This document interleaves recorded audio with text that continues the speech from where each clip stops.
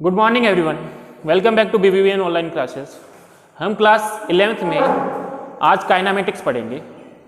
Kinematics actual में mechanics की branch है और मैकेनिक्स खुद फिजिक्स की ब्रांच है, जिसके अंदर अपन बॉडीज एट रेस्ट और बॉडीज इन मोशन की स्टडी करते हैं।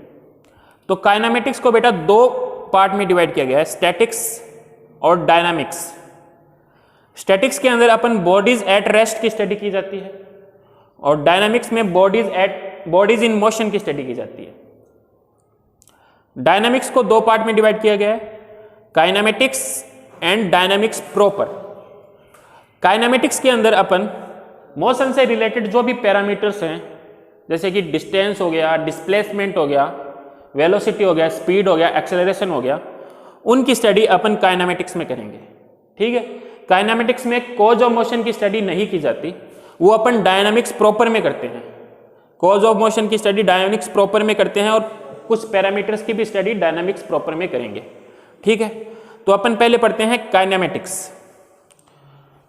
तो बेटा काइनेमेटिक्स क्या होता है?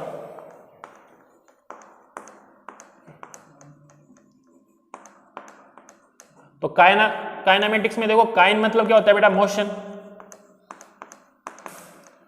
और मैटिक्स मतलब क्या होता है? मैथ। मतलब मोशन के वक्त जो मैथ काम आती है उसी को अपन क्या बोलते हैं? काइनेमेटिक्स। इसके अंदर अपन किसकी बात करेंगे, किसकी स्टडी करेंगे? डिस्टेंस की,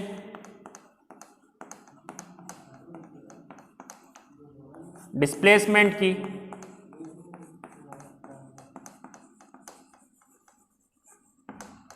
स्पीड, वेलोसिटी, एक्सेलरेशन, इनकी स्टडी करना ही क्या है? काइनेमेटिक्स। बेटा काइनेमेटिक्स को दो पार्ट में डिवाइड किया गया है। एक तो है motion in a straight line, मतलब रेक्टिलिनियर मोशन, जिसको अपन क्या बोलते हैं? Motion in one dimensional. और सेकंड है मोशन इन टू डायमेंशनल। तो मोशन इन वन डायमेंशनल में अपन इनके बारे में पढ़ेंगे और मोशन इन टू डायमेंशनल में अपन क्या पढ़ेंगे? प्रोजेक्टाइल मोशन और यूनिफॉर्म सर्कुलर मोशन। ठीक है, उसके बाद में अपन पढ़ेंगे डायनामिक्स प्रॉपर। तो distance, displacement, speed, velocity, acceleration, इनकी बात अपन किसके अंदर करेंगे? Motion in a straight line. ठीक है, मतलब कोई बॉडी एक ही डायरेक्शन में मोशन करे। और इसके भी अलग अलग टाइप है, जैसे स्पीड के अपने को टाइप मिलेंगे, वेलोसिटी के टाइप मिलेंगे, एक्सेलरेशन के टाइप मिलेंगे, और इनके बीच में ग्राफ भी अपन को बनाना है। ठीक है, तो अपन अब पढ़ते हैं डिस्टेंस और डिस्प्लेसमेंट। पहले पढ़ेंगे डिस्टेंस और डिस्प्लेसमेंट। तो डिस्टेंस और डिस्प्लेसमेंट के बारे में आपने क्लास 9 में पढ़ा है, दोबारा इनको पढ़ते हैं। डिस्टेंस और डिस्प्लेसमेंट बेटा क्या होता है? तो दोनों को साथ में पढ़ना है। Distance, displacement.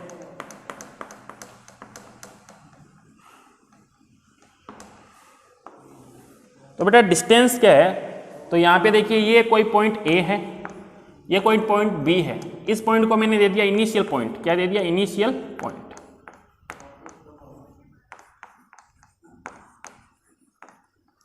इसको मैंने दे दिया फाइनल पॉइंट।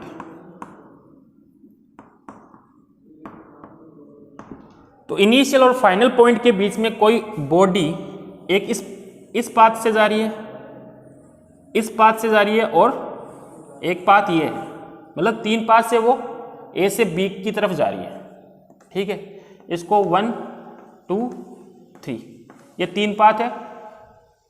तीनों पाथ से वो A से B की तरफ जा रही है। ठीक है, एक इस पाथ से जा रही है कोई बॉडी, इस पाथ से भी जा सकती है और इस पाथ से भी वो A से B की तरफ जा सकती है। तो इन्हीं पाथ को अपन क्या बोलते हैं बेटा? डिस्टेंस। मतलब A और B के बीच में, A और B के बीच में जो एक्चुअल पाथ है, एक्चुअल पाथ लेंथ है, उसी को क्या बोलते हैं बेटा? डिस्टेंस। तो डिस्टेंस क्या हो गया?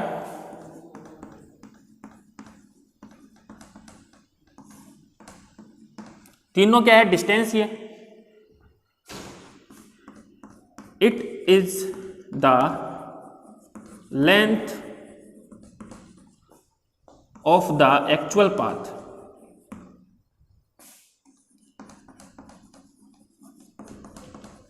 Actual path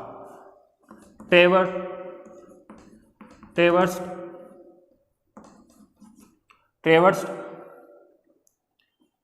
by a body between its initial and final position।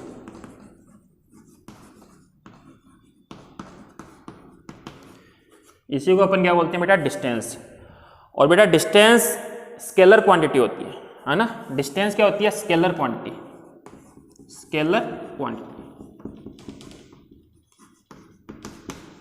Distance क्या है, स्केलर क्वांटिटी। स्केलर और वेक्टर के बारे में आप जानते हो, मतलब जिसके अंदर सिर्फ मैग्नीट्यूड होता है, डायरेक्शन नहीं होती, उस क्वांटिटी को अपन क्या बोलते हैं, स्केलर क्वांटिटी। और वेक्टर क्वांटिटी जिसके अंदर डायरेक्शन भी होती है और साथ साथ में मैग्नीट्यूड भी होता है, उसको अपन बोलते हैं वेक्टर क्वांटिटी।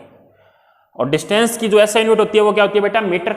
डिस्टेंस की जो एसआई यूनिट होती है वो क्या होती है, मीटर। एसआई यूनिट क्या होती है इसकी, मीटर। ठीक है। डिस्टेंस पॉजिटिव भी हो सकती है और जीरो भी हो सकती है, लेकिन नेगेटिव कभी नहीं होती, है ना। डिस्टेंस, अगर कोई बॉडी रेस्ट में है तो अपन कह सकते हैं कि उस बॉडी ने कोई भी डिस्टेंस ट्रेवल नहीं की, कोई भी उसकी पाथ लेंथ नहीं है, तो अपन बोल सकते हैं वहां पे डिस्टेंस कितना उसका, जीरो। तो डिस्टेंस पॉजिटिव भी हो सकती है और नेगेटिव। तो डिस्टेंस क्या हो सकती है, पॉजिटिव भी हो सकती है और जीरो भी हो सकती है, लेकिन नेगेटिव कभी नहीं हो सकती, है ना। It is always positive and zero. It is always positive and zero.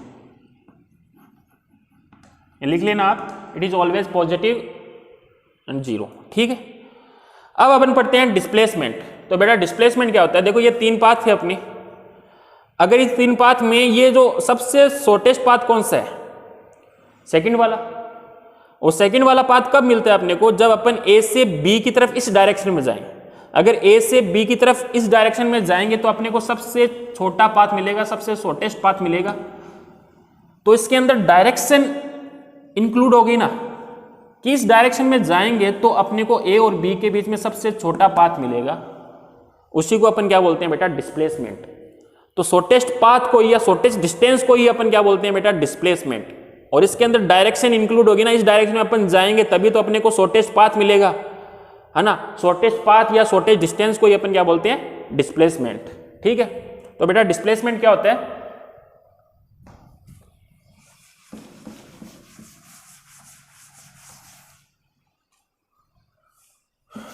displacement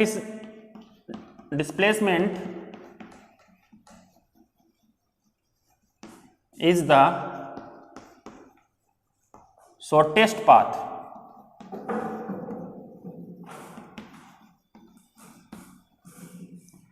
that takes an object its initial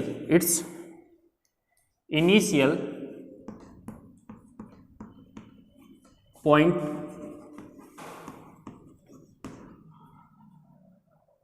displacement is the shortest path that takes an object from